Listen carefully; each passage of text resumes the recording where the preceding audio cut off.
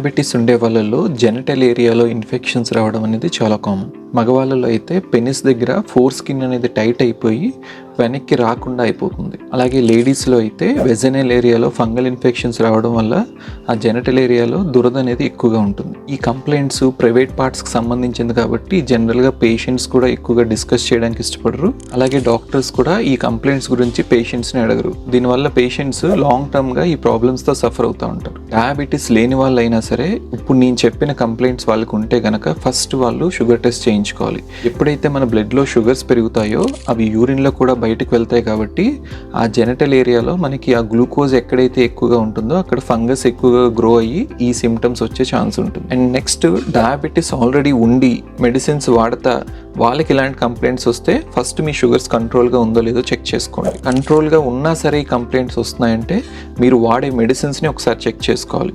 మీరు వాడే మెడిసిన్స్లో SGLT2 inhibitors అనే డ్రగ్స్ ఉంటాయి.